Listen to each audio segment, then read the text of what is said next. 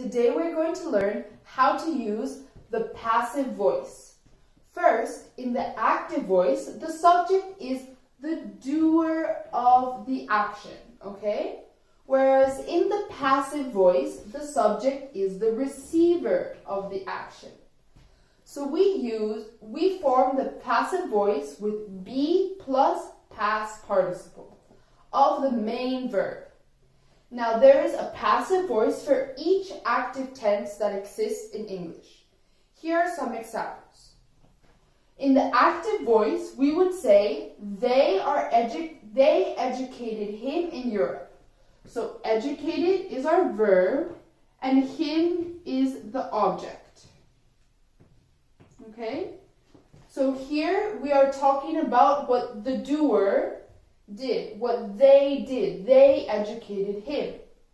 In the passive voice, we talk about the receiver, so now the object becomes the subject, was educated in Europe.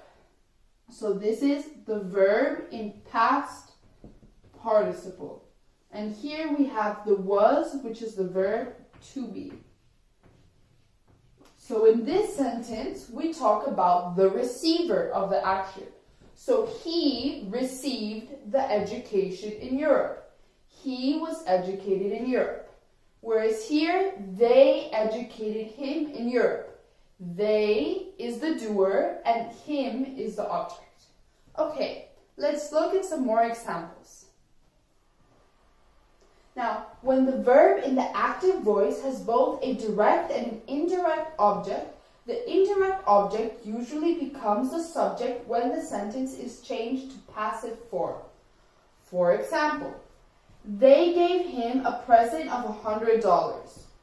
They is the subject, okay? Him is the indirect object, and a present of $100 is the direct object. Okay, so him would become the subject in the passive voice. So we would say, he was given a present of $100.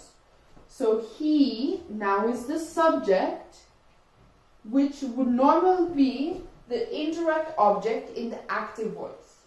Here's another example. They told me the story. They is the subject. Me is the indirect object. And the story is the direct object. So in passive voice, we use the indirect object as our subject. So we would say, I was told the story. So I becomes the subject. I was told the story. Thank you for listening.